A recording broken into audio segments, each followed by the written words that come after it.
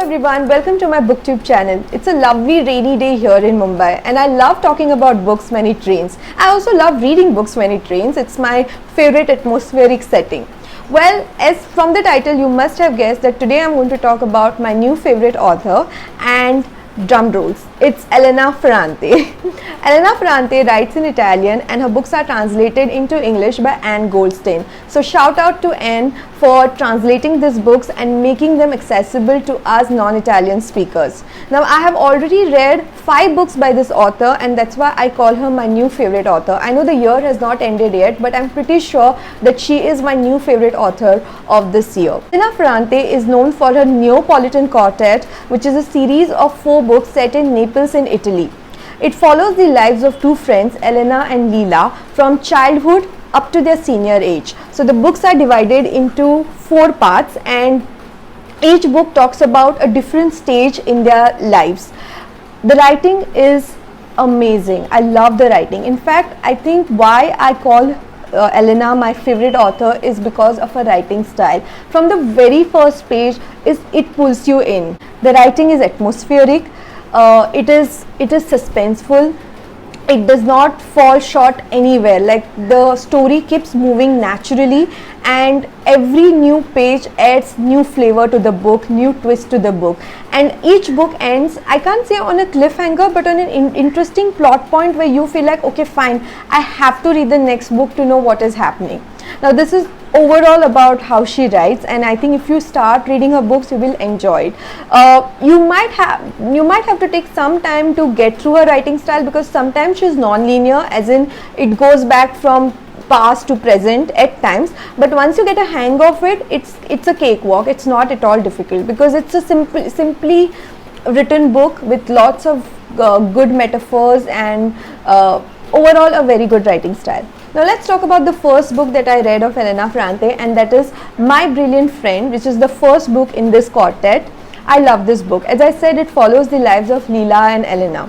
So the book starts with a prologue where Elena, who is in her 60s if I'm not wrong, gets a call from Lila's son, and he says something which brings back memories to Elena about their friendship, and she decides to write this book. So it's like a memoir written by Elena about their friendship. So the running theme in all the 4 books is the friendship between Elena and Lila. Now, as you know, female friendships are really very complicated, and the author has done an amazing job in trying to dissect this complicated dynamic of female friendship, be it jealousy, be it romantic competition in school or in career wise. All these things, all these facets are beautifully drawn out in this book.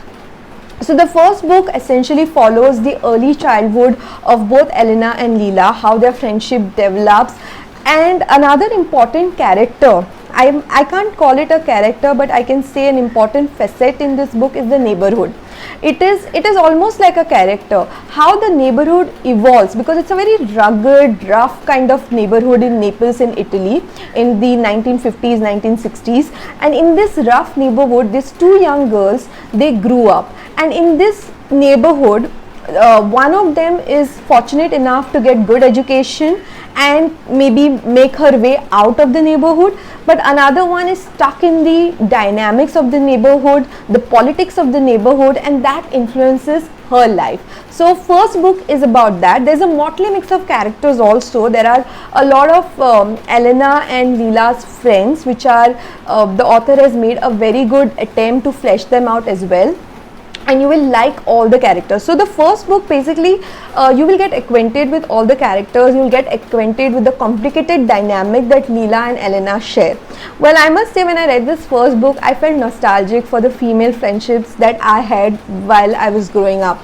I'm fortunate enough that some of them are still in my life, but still the magic of early childhood friendship is something that's very different, and this book made me very nostalgic.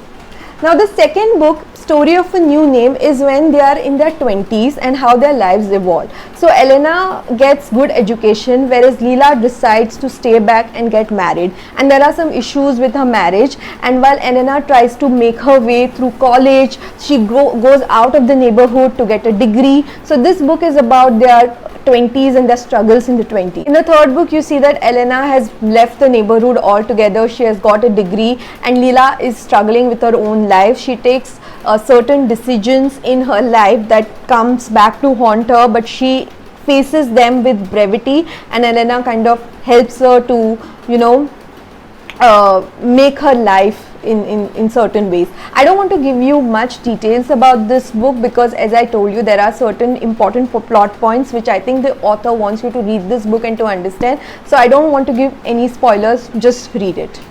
And the last book is the cherry on the cake. So if I have to tell you which are my favorite books, or which is my favorite book amongst these 4 books, it's going to be the last book. The first book, obviously, it's a good it's an introduction to the series, so obviously I like the first book, but the last book has amazing charm, and I'm telling you, I finished this the quickest because I could not keep it down. It was so interesting, it was so intriguing, and the best part about Elena Ferrante is that she ties things around. Like, there were certain things that happened in the first book and you realize why those scenes were there, because some of the significance of those scenes which seemed quite innocuous in the first book, you realize the importance in the last book.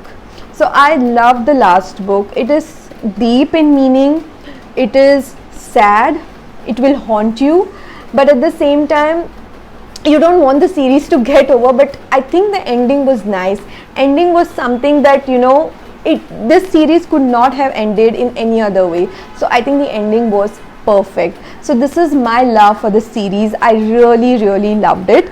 And another book that I managed to read is a short novella of Elena Ferrante, again translated by Anne Goldstein, and that's called The Lost Daughter. And I love this book. It's a very small book, and I think you should go into this book without knowing much. But I can tell you one thing, which you can comment later and tell me if it's true for you, because it was true for me. After I finished reading the last page, I had to quickly turn and check the first page of the book. Well, that's what the ending did to me. So if something similar has already happened with you, or it happens with you after you read this book, please let me know in the comments. So yeah, I love Elena Ferrante, and I had started reading The Lying Life of Adults, which, if I'm not wrong, is her latest book, but due to some reasons I had to stop reading it, but I'm planning to pick it up soon. So these are all my favorite works of Elena Ferrante that I have read so far, and I've spoken about them. So do let me know in comments if you have already read Elena Ferrante or are planning to read her books. Thank you so much for watching this video. I'll see you back again in my next video.